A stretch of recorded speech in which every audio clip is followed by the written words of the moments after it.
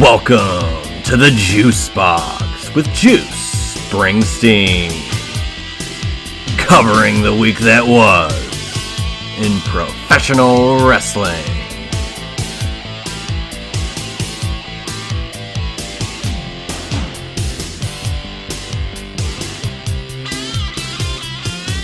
And welcome once again to this week's edition of the Juice Box. I am Juice Springsteen, coming back once again.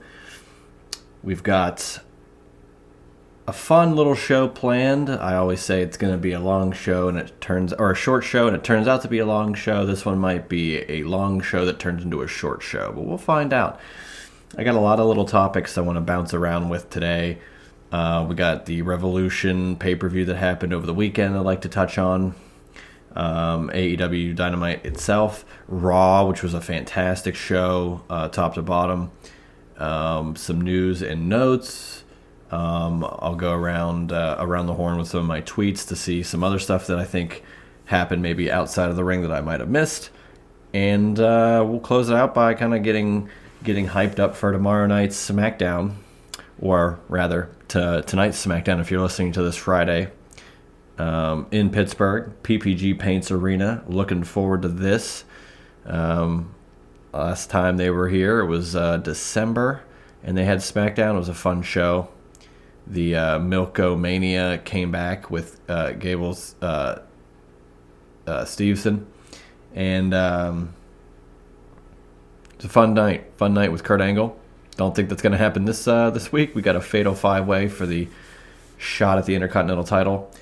See what happens there, but we will get to that later. As always, you can follow me on Twitter at JuicySteen. You can also check out my Instagram at Juicy Wrestling Closet, where we are currently in the midst of hashtag 30 Days of Wrestling tees, or 30 Days of Wrestling shirts. I'm not sure which hashtag it technically is, even though I'm posting every day.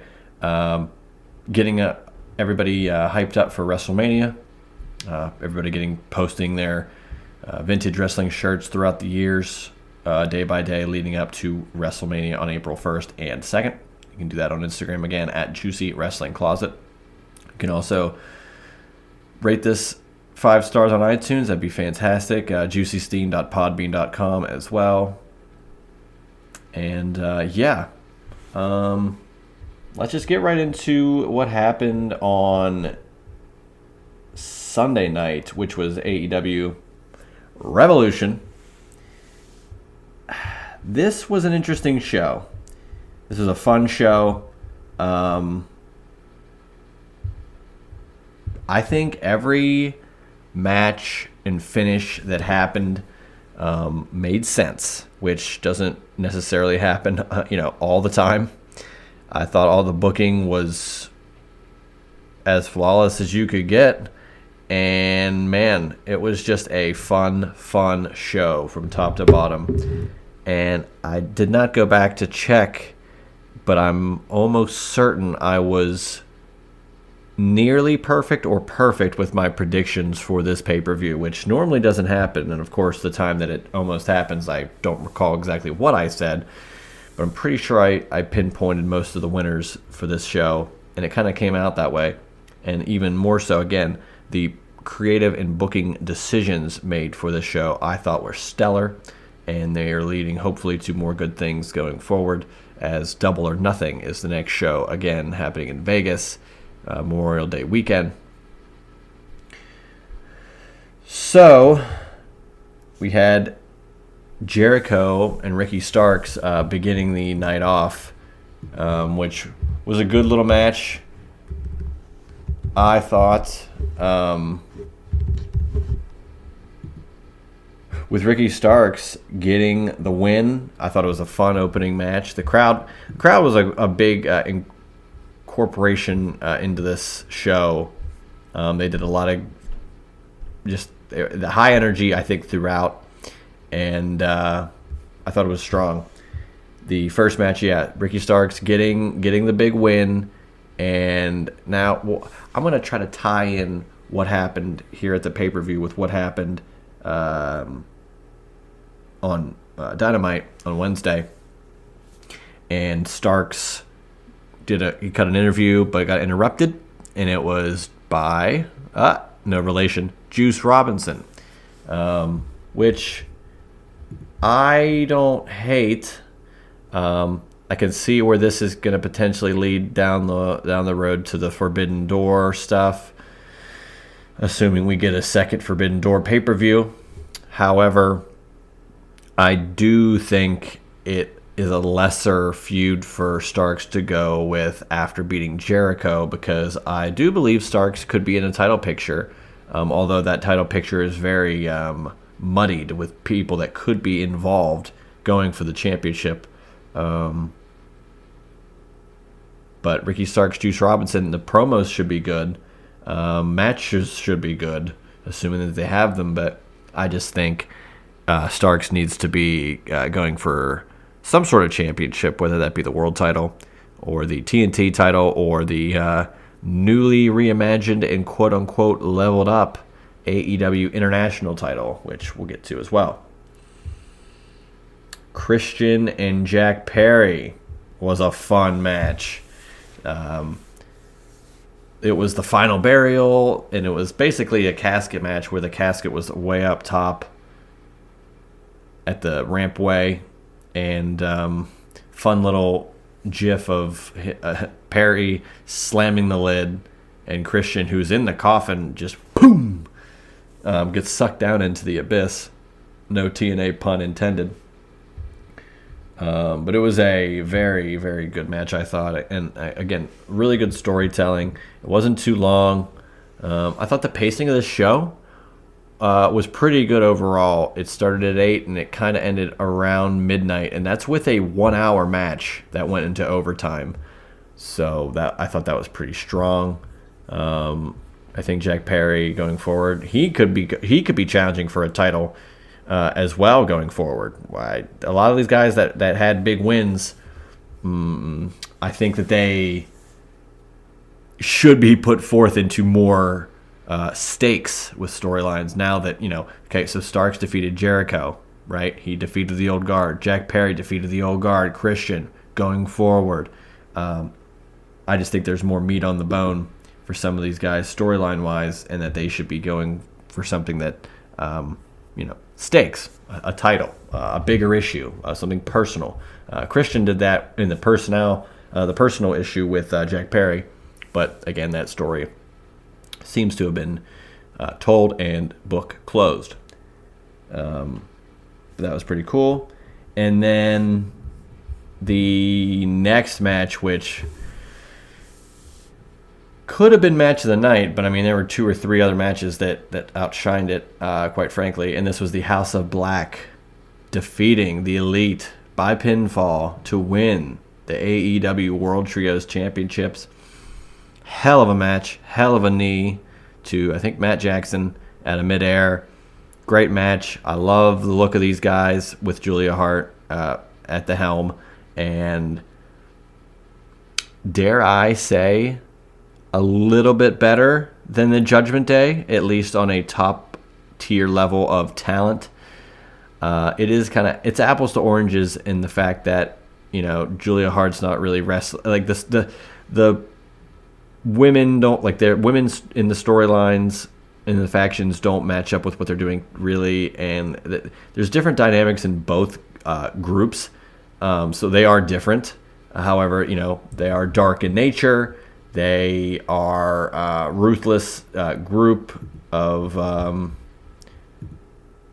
talent that will stop at nothing to get what they want to get their hands on. And House of Black got the World Trios Championship. Again, I thought it was a fantastic match. And now maybe Kenny Omega can go into a singles run. The Young Bucks can kind of chill for a bit and get back into the tag team division. I think it really is a nice move forward. After we had the initial trios titles won by the Young Bucks and Kenny, then Brawl Out happened. Death Triangle gets them. They lose it in a best of 7, and then now we get to go forward. So I think the future is bright there. Triple threat. Saraya, Ruby Soho, Jamie Hayter. AEW Women's World Title, Jamie Hayter wins. But the big story after that was Ruby Soho turning on Jamie Hayter and Britt Baker and aligning with Toni Storm and Saraya. I will dub them because of their injury issues, their injury issues compiled with their spray paint tactics, degeneration necks. But yeah, Ruby Soho turning her back, becoming the third woman of this new faction of kind of like, exiled ex-WWE talent, which I don't hate. It's been done before, but nothing is original in wrestling, or almost nothing is original in wrestling anymore. It's all been done. But be that as it may, I thought it was a good angle, and I like Britt and Jamie as faces, so this works. Texas death match, Hangman versus Moxley. Hangman made Mox submit, which, wow, crazy blood here. A fork was used, a lot of blood, but damn, Hangman defeats Mox by submission, and it was just a wild match. Adam Page did a moonsault with barbed wire wrapped around his body.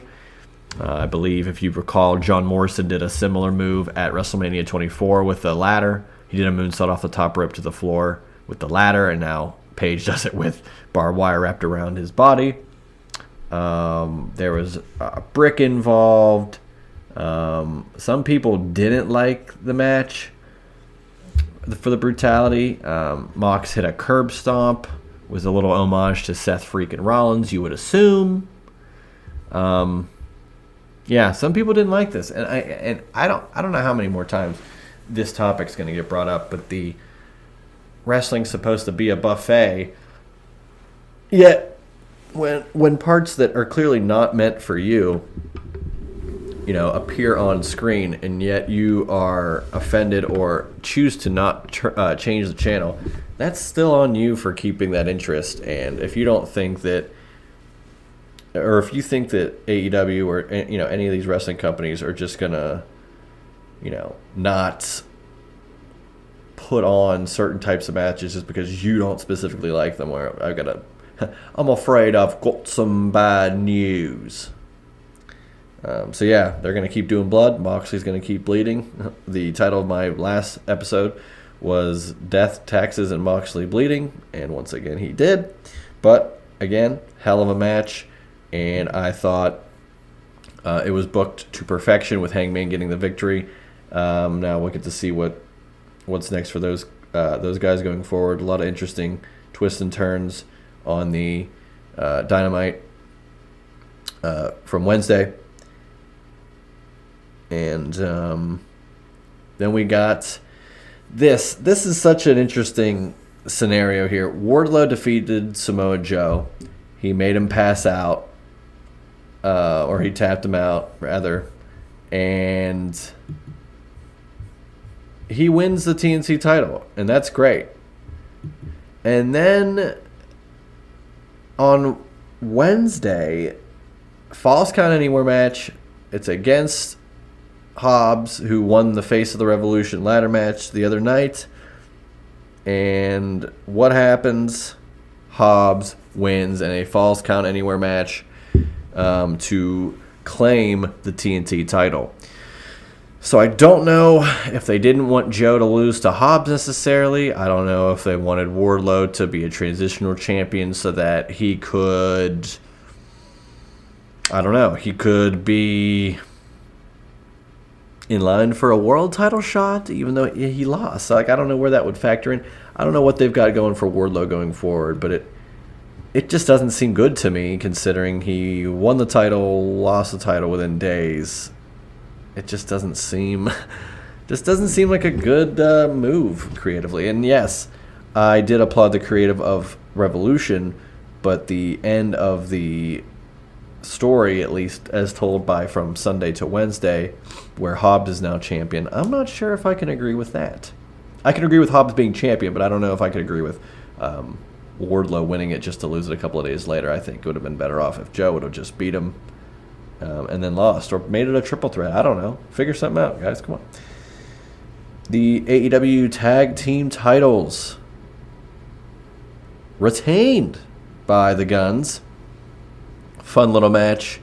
A lot of chaos in this match with Jarrett, Lethal, the Acclaimed, and Cassidy with Danhausen in tow.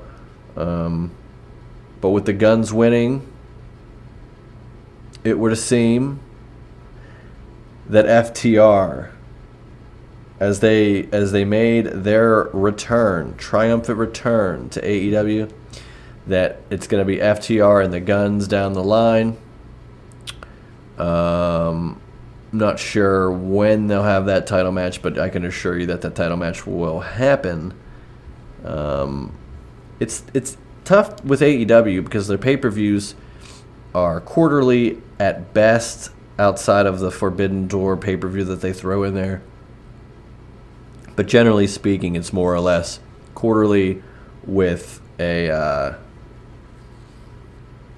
like a special Dynamite every third or fourth week in between those quarters, to put some titles on the line. They figure some stuff out, so I'm sure the Guns will make a defense there, but it's nice to see FTR back. And yeah, even though the Guns are champions, I think FTR coming back and having matches with them will further put the Guns over, which is best for everybody. And then the coup de grace. What I consider the greatest, dare I say it, the greatest Iron Man match, the greatest 60-minute Iron Man match in the history of pro wrestling.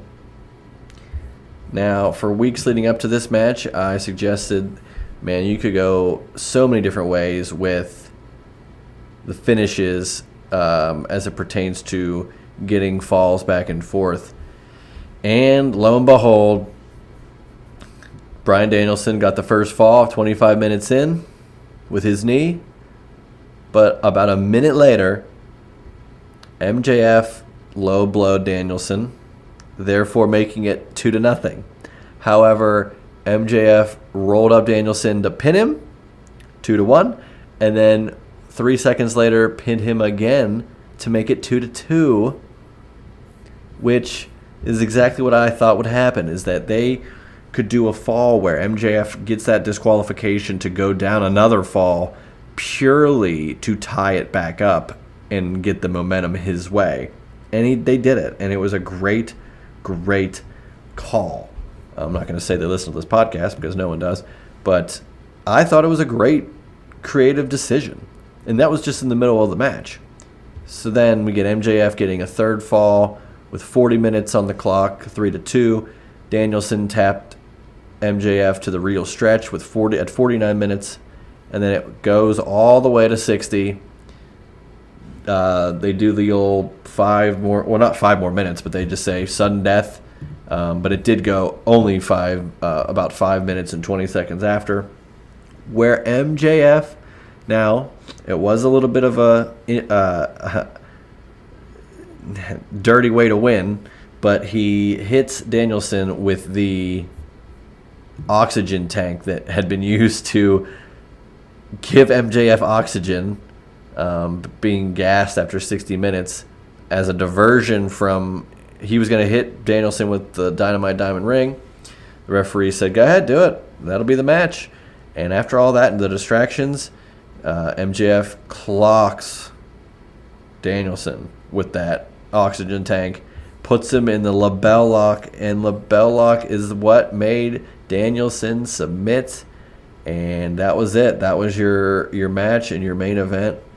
What a great match. 4-3. This is the best way you could have played it, I think. And I think going forward, you could really do some damage creatively with how you design these Iron Man matches. And I thought AEW knocked it out of the park. I think it's better than Brett Shawn. I would say it's better than Lesnar Angle. I would say it's better than Orton Cena. Unless I'm missing some crazy 60-minute Iron Man match in the modern era, I would say that MJF and Bryan Danielson have that distinction of the greatest Iron Man match of all time. Because, again, just the amount of stuff that went down, it all made sense. And it was, let's just face it, it was a very, very well thought out and creatively booked match. So I was thrilled with that. Show goes off the air. That's just how it goes.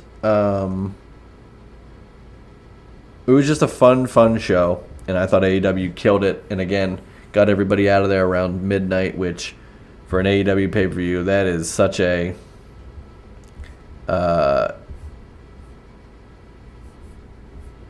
good thing to see. Is that not only was it a shorter pay-per-view overall, but with an hour-long match that you knew was going to be at least 60 minutes, they still went along and paced out the other 6 or 7 matches, and they all worked. They all worked well. They were well-timed. They got done. It was great. I really thought it was great. Let's move into Monday Night Raw, as we will kind of hit the second half of this show. And we'll also lead into the second half of this, which will be my excitement for SmackDown. Raw was an interesting show, to say the least. We got Bobby Lashley, continuously setting up this match. I don't even care. I don't know if I want to see Bray Wyatt and Bobby Lashley at Mania, but we're going to get that. I just want to see Uncle Howdy and who he really is, what they're doing. Will he be unveiled? Will he be, give me, we need something. Something needs to happen with Bray Wyatt that's not this. But it is happening. The Seth Rollins-Logan Paul segment was great. Logan Paul, first off, natural heel, right? In Boston, the crowd is going bananas for Seth Rollins' theme and for Seth in general. And, it was Miz TV, which, by the way, The Miz is hosting WrestleMania this year. Congratulations to Miz on all of his success. But, yeah, Logan Paul getting booed out of the building. He even says, "Hey, Boston, this segment has a time limit, so shut up." And I just thought, I don't know, he's so naturally good. It's crazy. It's not because, YouTube career, and he's been a part of the public eye for a long time now. So his media skills are up there. His personable skills, his stage skills, I thought his stage presence, I thought he killed it. And I've said it before, I'll say it again, and I'll say it every week until we get there. And I do think it's going to be on April 1st. I think it's going to be on Saturday night, which is Logan Paul's birthday. He'll be turning 28. I think Seth Rollins and Logan Paul is going to steal the show at WrestleMania, and I don't think it's going to be even close.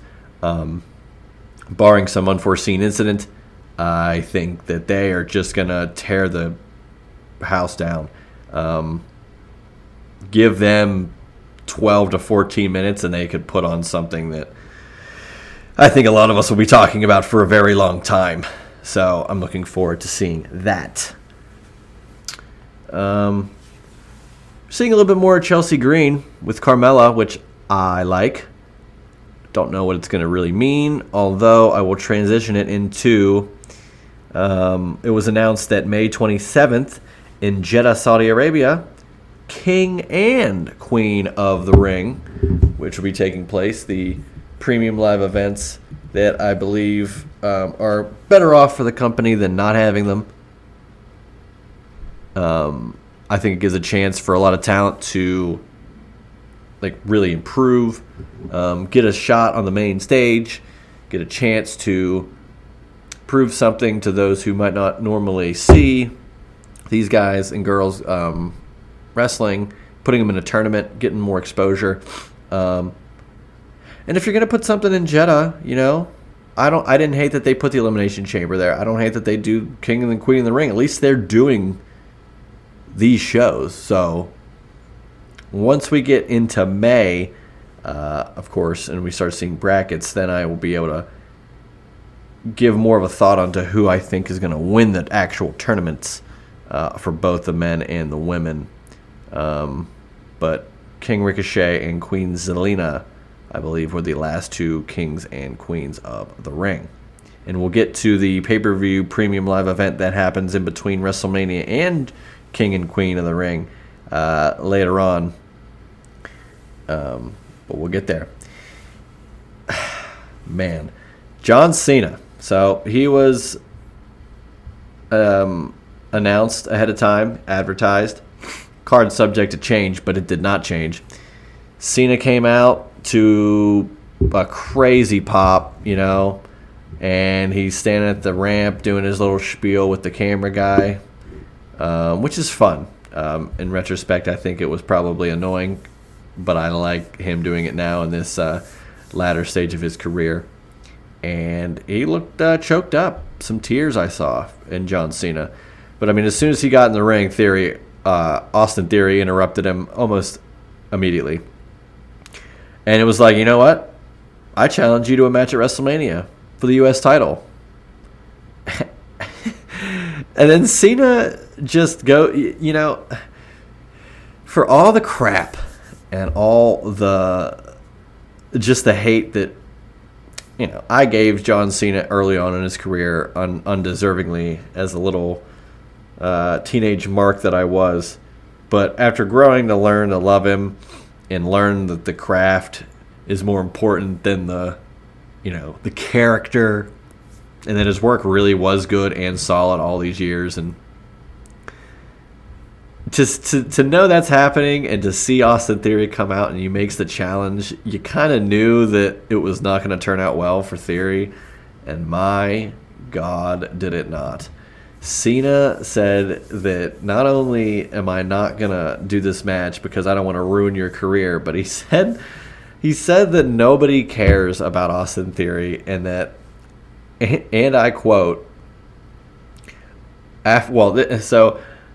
Theory, Cena told him that nobody cared about his matches and no one cared about him, and you might care, but no one else does, and he doesn't want to ruin Theory's career, by winning at WrestleMania.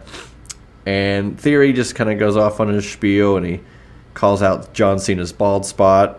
And then Cena says, I would rather have this bald spot than have piped-in crowd noises during my matches because nobody cares. And that was such a,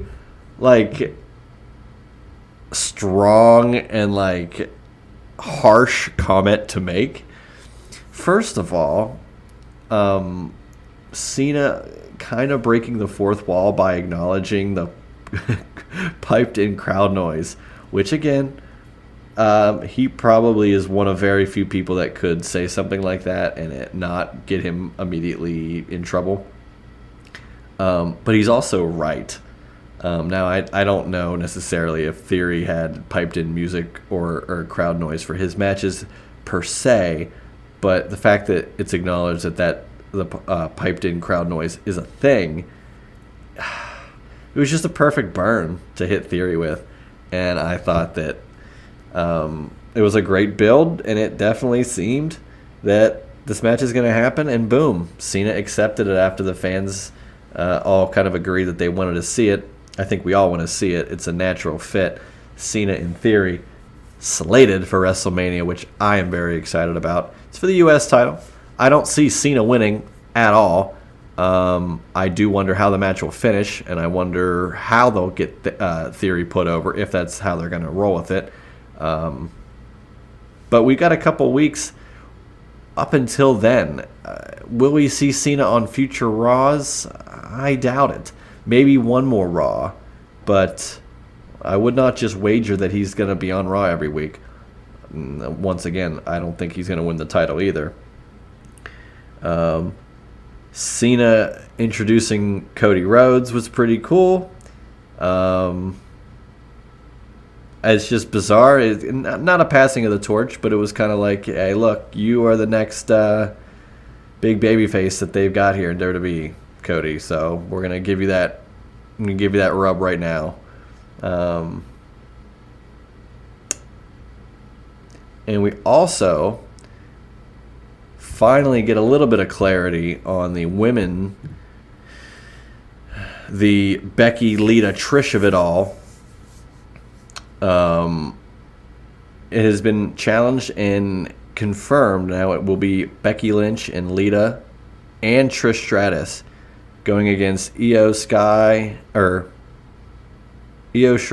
and Dakota Kai.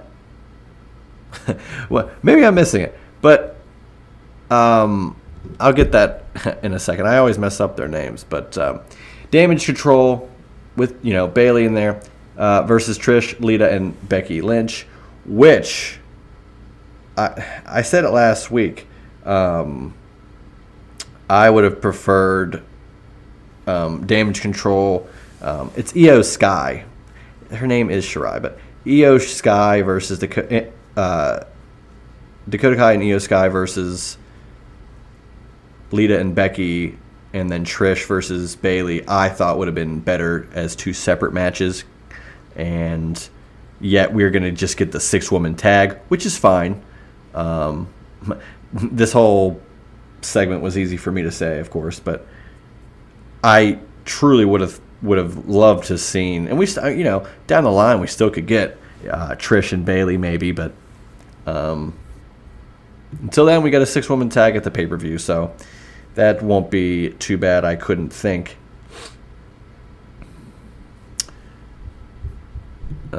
And then the end of Raw, which, I mean, the Royal Rumble had such a great storyline-driven ending, which we hadn't seen in a long time, like a storyline that, like, the main event match ended, but that wasn't the end of the pay-per-view. The storyline really drove the end of the pay-per-view across the finish line. And we did that again here on Raw after earlier in the night, KO defeated Solo Sikoa by DQ. And after back and forth stuff about, KO not wanting to be with Sammy and vice versa, there was a backstage segment where you saw Cody talking to KO, and I just love the little intricacies in this storyline as we still get closer to the end of it, I feel, but they are really squeezing out as much as they can. And in this match, the main event was Sammy and Jimmy Uso. Sammy finally won the match. He rolled up. Sammy rolled up Jimmy for the win. Jay and Jimmy had a very, very just tense interaction in the ring. Jay left the ring, told Sammy, "I trust you," and they hugged.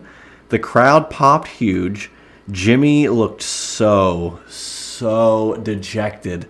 He was on one knee in the ring in disbelief. It was, again, soap opera level storytelling. This is a movie we were watching. This is live theater, live cinema unfolding in front of our very eyes in that very ring.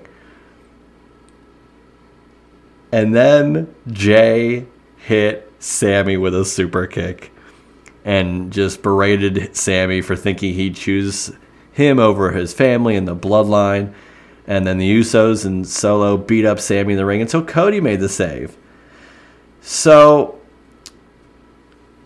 we'll get Cody and Sammy probably in some sort of tag, but I'm sure they'll need KO for. It's just every layer is so well done, and I'm so thrilled that they are even, trying this hard to continue to squeeze this much out of the storyline. But they don't fail. They really don't. It could be on Raw. It could be on SmackDown. And they just don't fail when it comes to these. So, a great end to Raw. I thought Raw was a fantastic show this week.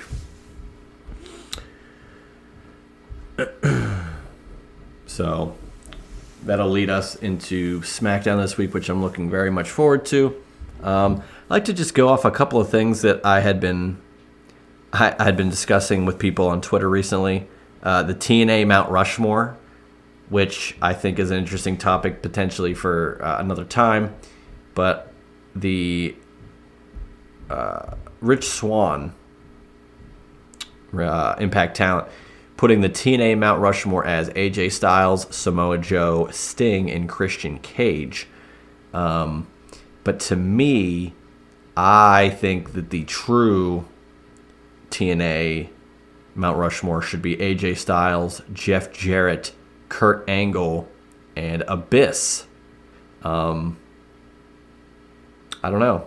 I just think those guys are two that, swapping out Joe and Christian for Jarrett and Angle, I just think Jarrett had such an integral part. He was a great heel for a long time. Kurt Angle was easily the biggest piece of guys that were in WWE coming to TNA that made a huge splash. Kurt Angle had wrestled for the world title only earlier in that year at No Way Out against Undertaker, and then WrestleMania against Orton and Mysterio, and then goes to TNA and has a hell of a run for, 6-7 years, doing moonsaults off the top of cages and just dives off stages, and, just Kurt Angle in TNA was a hell of a performer, unlike almost anything we'd ever seen.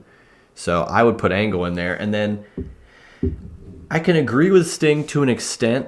However, Sting was not an organic piece of TNA. I know he was there for a long time, and he was a stalwart in TNA, but he wasn't homegrown. So I think if you're going to put Angle in there, for me, and Jarrett in there, although Jarrett I would say is more homegrown, Angle is a transplant from WWE. I would put Abyss as that long-term, longevity-based legacy character that TNA had for so long, who was in so many big matches. He was in hardcore matches. He was in world title matches. He was in monster ball matches. He had a lot of crazy stuff happening every time in his match, and I think he deserves that distinction of being a part of that Mount Rushmore of guys that solidified why TNA was so great. I think undefeated as a company from 2005 to 2009. I think you're not going to find too many companies on a better 5-year run than TNA did in those 5 years. Just in the sense of pure entertainment, the amount of talent that they had, and how they used that talent in different ways and elevated new talent we hadn't really seen before, such as the X Division, among other things. So, I that's where I stand on the TNA Mount Rushmore. A couple more news items before we get to just me getting hyped up for SmackDown. I announced that I told you guys that King of the Ring and Queen of the Ring, same event, is going to be in Saudi Arabia May 27th, but on Saturday, May 6th, and it's another Saturday show, which, so both of those are Saturday shows, and I will, the other piece of news I will kind of drop in after this because it kind of correlates to it with a little history fact as well, I'll give you. May 6th, live from the, forgive me, Coliseo de Puerto Rico, Jose Miguel Agrot in San Juan, Puerto Rico. Man, that was terrible. It is Backlash, being hosted by the one, the only, Bad Bunny. Puerto Rico has not had a WWE pay-per-view or premium live event since New Year's Revolution 2005, which is the first ever New Year's Revolution event. It was the Elimination Chamber happened at that show, and it was just a wild time. I remember it being announced. I was kind of on the fringe of WWE at that point. I believe I got more invested once No Way Out 05 happened, because that happened in Pittsburgh. But New Year's Revolution 05, I definitely was aware of.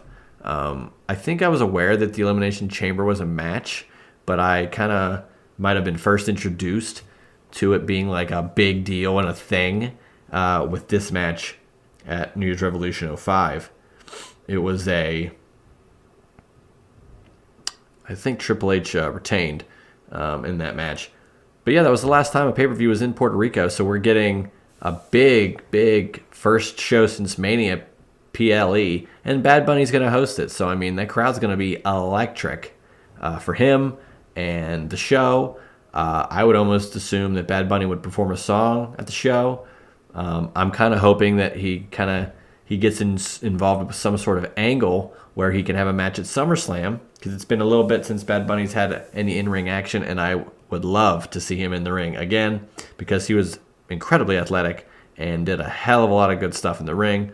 I could see him getting involved with a Rey Mysterio, or it all depends on what happens at WrestleMania and who comes out of that, where I think Bad Bunny could fit in. Shawn Michaels and NXT. This is another quick little note here. A couple weeks ago, they did the Bailey Ding Dong Hello barbershop segment, and they did a barbershop angle where they had someone turn on someone and threw the woman into the door, and it looked brutal, and they were really messed up from that. And then this past Tuesday, this match ends with Roxanne Perez, and the champ just collapses. She collapses in the ring, a la 95 Owen Hart, Shawn Michaels, and it's just fun. Triple H for so long was running NXT and doing fun stuff, and now he's doing WWE main roster stuff, and he is integrating little storylines. They did the Cody comeback after injury promo, very reminiscent of Triple H's 2002 injury promo and hype package and stuff. So I love that Shawn Michaels being in NXT, he can do that with the kind of a barbershop window angle. He can do the angle with the concussion that he did, and I just love that. It's really fun, and I just like seeing the integration of stuff from the past, but using it with new talent and making it work, making it make sense in the storyline. But it's just an homage to moments past in wrestling, and I think it's pretty fun. Apparently WWE is in talks with state gambling regulators to legalize betting on scripted matches. Now, if you were on the internet in '06, you would have been thrilled to do WWE Fantasy, in which they gave you a salary cap of money, just like any fantasy sports daily sports league would do, and you got to put in your stars of who you thought were going to do the most or do well that week or for that pay-per-view, and it was a hell of a lot of fun.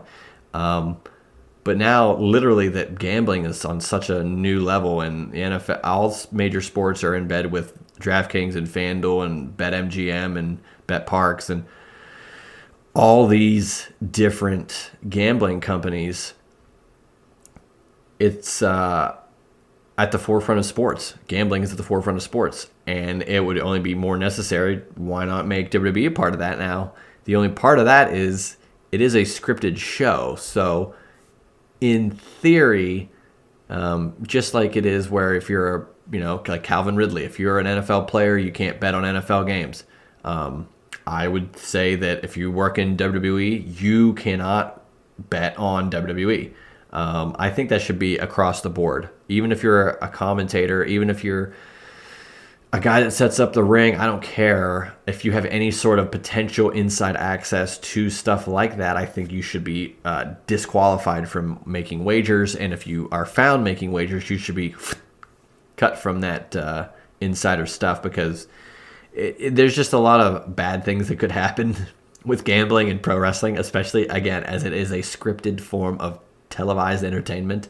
But we'll see where it goes. We really will. We'll see how it goes. And then finally, I'd like just to tap this in. We'll incorporate it here. But Sean Ross Sapp of Fightful has been told from some WWE sources that The internal move to Saturday pay-per-view shows has been very well received by most in the company. And as a fan, I could tell you, I've been saying it for a while now, and I'm going to continue to say it. I love it. Saturday pay-per-views are the best. Saturday night pay-per-views, for the most part, a lot of people have set Sunday off so they can stay up and watch a pay-per-view on Saturday. A lot of people in the UK have that type of issue with Sunday night pay-per-views. They run 5 hours ahead of time. So if the pay-per-view's on a Sunday night at 8, it's really starting at 1 a.m. And you might as well do that on a Saturday night if you don't have to work Sunday. So it does benefit, I think, everybody involved. And on the AEW side, they do Saturday pay-per-views to not conflict with the NFL schedule, of course, with the Jaguars being a predominant part of that group, with the Khans owning the Jaguars and AEW. But on the Memorial Day and Labor Day pay-per-views of Double or Nothing and All Out, because those are 3-day weekends generally in the American public or American calendar, be that as it may, those shows take place on Sunday because you have that extra day and that Monday presumably off. But outside of that, they do Saturday night shows for pay-per-views. But here, WWE has been doing it across the board. I think they did it with a Royal Rumble a couple of years ago. There was something where they just did it out of like necessity or something. I cannot recall, but I do know that once they did the first... So the last WrestleMania I attended was WrestleMania 35 in New York. Main event started after midnight. It was brutal. The next year was COVID, and they did 2 nights of Mania, Saturday, Sunday. No fans, of course, but it was like, hey, we're going to give this a shot. We don't want people sitting in their houses for 8 hours watching WrestleMania. Let's just cut it to 3.5 to 3.5, or 4 and 4 night. And it worked. It was fantastic. Then they did it for 37, 38. And they're going to do it again for WrestleMania 39. Saturday night, Sunday night. You don't lose any of the hype for Saturday night. You had Steve Austin last year. They got a lot of good things going with Saturday pay-per-views. Royal Rumble was this past January, was a Saturday. Backlash will be a Saturday. King and Queen of the Ring will be a Saturday. Elimination Chamber was a Saturday. It's just a better idea. And UFC has been doing Saturday pay-per-views for years. And I think it's only right that WWE is going into this realm. And I hope they don't really change it, to be honest with you. But I would like to note historical pay-per-views that happened on Saturdays. This is pre-2000, so these are any random WWE or WCW shows that I have compiled from memory and some research that happened on a Saturday. And I'll run through them. For WWE, there were only 3 pay-per-views that took place on a Saturday that I was aware of, that unless something else is... There was a SummerSlam on a Monday. There's a couple bizarre... this Tuesday in Texas, of course, Taboo Tuesday, Cyber Sunday, of course, changes all that. But outside of those specific ones, specifically on a Saturday, Royal Rumble 91 and Royal Rumble 94 and SummerSlam 92 all happened on a Saturday. And in the WCW realm, get ready for this, these following pay-per-views happened on a Saturday. Halloween Havoc 89 and 90, Great American Bash 90, Super Brawl 2 in 1992, which was a Leap Day pay-per-view, which the only other Leap Day pay-per-view in existence, February 29th, is AEW Revolution 2020. Sold Out 97, Sold Out 98, Beach Blast 92, Battle Bowl 93. As much as I'd tell you guys to watch that show, only if you're napping, you should watch that show. But I love that show. And then Hog Wild 96, and then the following 3 Road Wilds 97, 98, and 99, all in Sturgis, South Dakota, all happened on a Saturday, which was always fun. I always enjoyed, especially growing up, the Road Wild pay-per-views happening because they were always on Saturday. It was in August, so not only was I not in school, but it was a Saturday night, so I could stay up and watch it if we got it, and it was just a fun time. I love those WCW Road Wild shows. And speaking of shows, we got SmackDown tonight. Looking forward to it. PPG Paints Arena. I will be doing a little, pregame, if you will. I'll be down somewhere near the arena, I'm sure, talking to some fans as we get another fun SmackDown. Not, I should say, just live show instead of taping, but I guess they're taping it technically. But these are always a fun show. Like I said, SmackDown in December was a good time, but that is always in the middle of nothing. More recently, Pittsburgh has been given Raws in between Rumble and WrestleMania, but this year they're getting SmackDown in between Rumble and WrestleMania. And I love that these shows happen in Pittsburgh between the two biggest shows, between Chamber and WrestleMania, even in March. Because these are the most important shows of the year to build up your biggest show of the year shows, WrestleMania Night 1 and Night 2.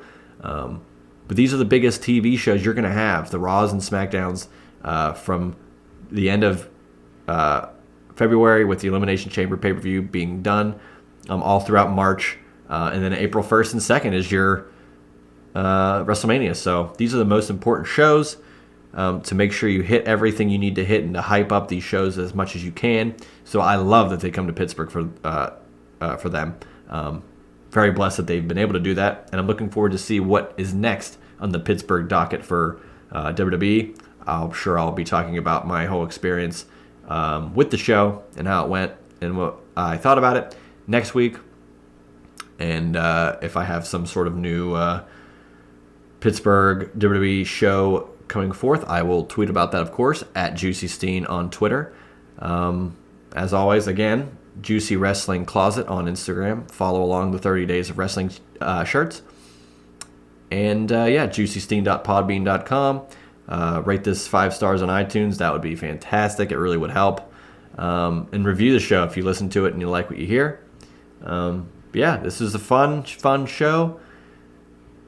Another 50-minuter. I don't know what happens. I just sit down, hit record, and I just can't stop rambling. But that's why I started this show, because I think this is a fun thing for me. Last year, even on this date, we announced the Chairshot Reality reunion show, which was a great 2 hours of banter. Don't know if we're going to do that this year or not. We'll have to see what happens on that front. But either way, you got the Juice Box to come to each and every week. Friday mornings is where I drop this program, and hopefully you guys will tune in next week to the Juice Box. I am Juice Springsteen, and I'll see you guys later. That was the Juice Box with Juice Springsteen. Make sure to subscribe to the Juice Box wherever you listen to podcasts.